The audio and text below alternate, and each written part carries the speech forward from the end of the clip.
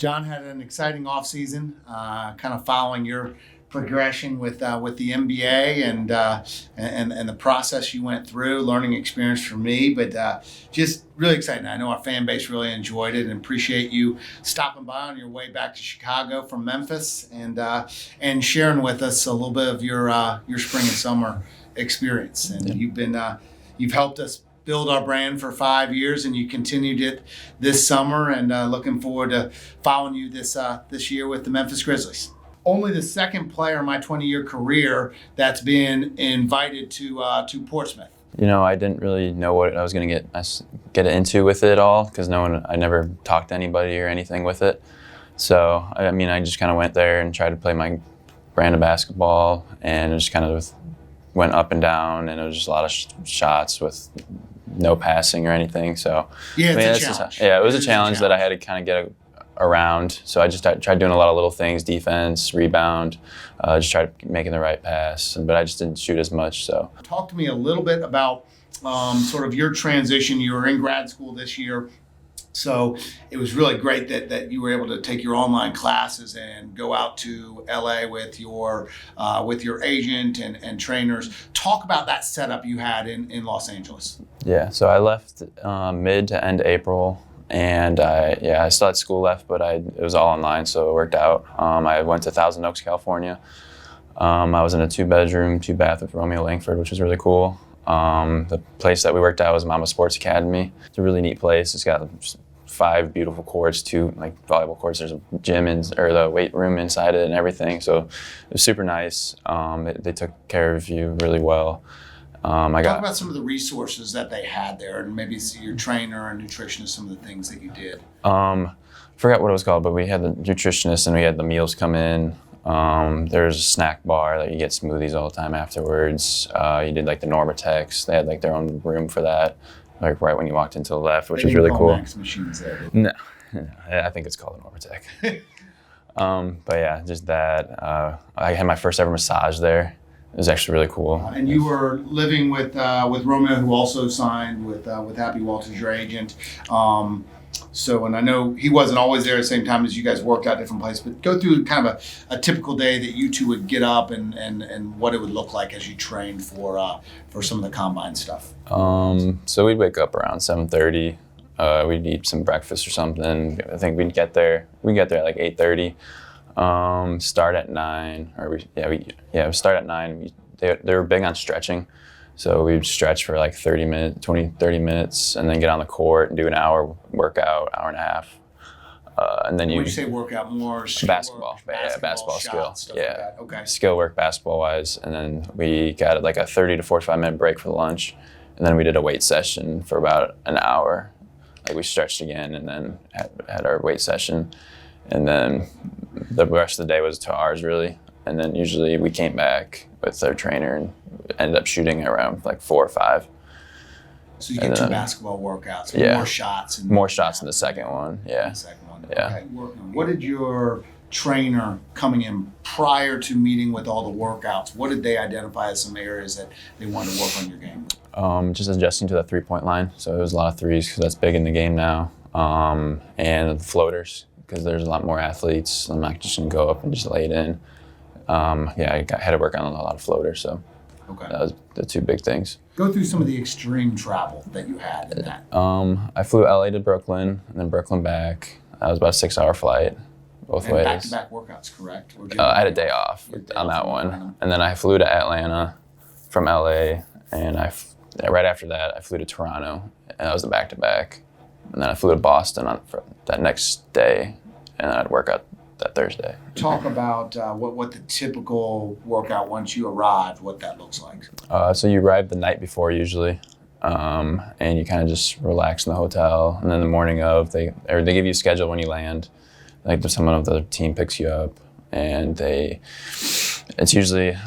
starts at 8 a.m. with the vertical jump, all the combine testing for about an hour and a half, and then you do a workout, which you'll just start shooting, and then you'll do a 1-on-1 and 3-on-3.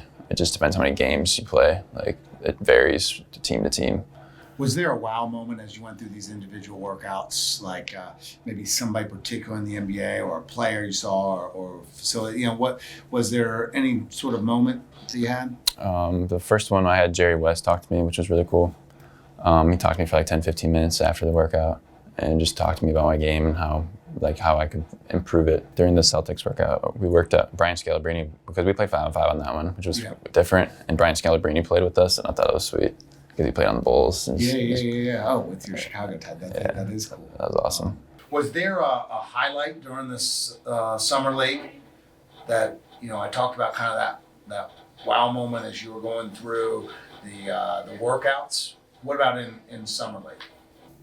Just winning it, It was so cool. Got a shirt out of it. It was sweet. T-shirt? T-shirt, yeah. I like your T-shirts. Yeah. That's good. It says Summer League Champs or something. Yeah, it's great. Great T-shirt.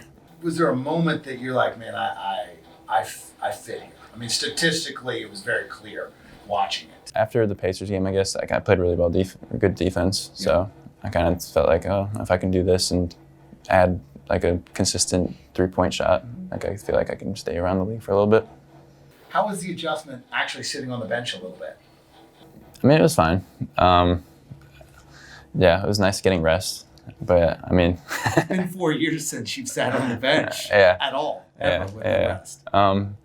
Yeah, like I know that's going to be a big difference because I won't get as much playing time wherever I am, or as much as I did in college. So I have to get used to that. But I took it fine. I mean, I cheered my teammates on, and it was fun to watch them. Did you make any kind of guys that you kind of connected with in particular or really enjoyed playing with?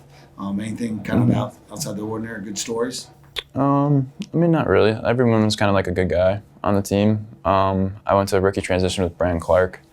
So we were together for 4 straight days, and we kind of talked a lot and became pretty good friends there. So rookie transition, talk about that. That was in New York City. Describe what that is and kind of your experience there. It's 4 days long. You sit there around, it was about 12 hours a day. Then the last day is about 8, but they kind of just teach you about like the everyday life in rookies. Just like they talk about your financials, they talk about like the drug policy, like any policy that you can get kind of busted for, anything you can get in trouble for. You got coached by Taylor Jenkins, the new coach for the Memphis Grizzlies, and not every NBA team had their actual NBA coach coaching them, so kind of unique situation. Share with me your experience with Coach Jenkins. Having him teach me everything, like through the offenses and just throughout the team, it was really cool having him as the head coach for their summer league. I think it just helped us, like, because the younger guys are still a part of the Grizzlies as well. So I thought it was really good, just getting to know him too, and just throughout the 20 days we were out there. Why didn't you choose number 55 with the Grizzlies? Someone had it. Joakim Noah has it, and he's still on the roster, I think. Yeah. So if that frees up, are you going to go to 55? No, I'm just going to stay 46. That's going to be your NBA number. Yeah. So why did you choose 46? I don't know. I kind of just picked a random number. I got a text from the equipment manager saying like you can't get these numbers, and there's a decent amount of numbers you can get, which makes sense. So I just kind of picked 46 out of nowhere. Going into this year, what are some goals? What does success look like for you? I mean, personally, I guess just improving every aspect of my game, just learning how to score better and score in a variety of ways, like just using my floaters and shooting a good percentage from 3. Describe kind of your recruitment in high school and then how you ended up with the Dons. I was very lightly recruited. My junior year, I didn't have any offers. Thought I was going to go D3 and just stay around. My senior year, I still didn't have any offers until the end of the season. I think I had Chicago State. They offered me twice, which didn't make sense. But then you guys offered me, what was that? Was that right after the season? Right after the season. Right, yeah. And then I knew Western Illinois was in the mix too. Oh, did they? They didn't offer me, but yeah, they showed interest. So they went to practice, I know. But yeah, I had a couple. Elon had a little bit of interest too. Yeah. Coming down the. Yeah, I had some interest at the end, but ultimately you guys offered and I came to visit and just committed. It was like the style of basketball that you guys were going to run and fit me the most and best. You were my first commitment as a head coach after taking over that spring. Is this a place that you could see yourself living after basketball's over? Potentially, just because the low cost of living, What's your favorite moment as a Don? It could be a game. It could be something funny that happened, locker room or on a travel trip. Anything that you can just find that really sticks out as that one moment. I would probably just say the IU game. Which one? Here. The one here? Yeah. I remember when they played their fight song, I think it was, and I was like, aren't we, isn't this our home game? Talk about, kind of what inspired you to redshirt and then what your redshirt year looked like, because I know you put on 45 pounds of muscle. Yeah, so I noticed I was very skinny when I played up in Canada, so I kind of knew I had to put on weight. I remember Kevin Harden used to just grab the ball from me one time. Like when I was on offense, he just ripped it away from me, and I was like, oh, okay, I probably need to gain some weight. But I just stayed in the weight room for my redshirt year, and then just watched them that year.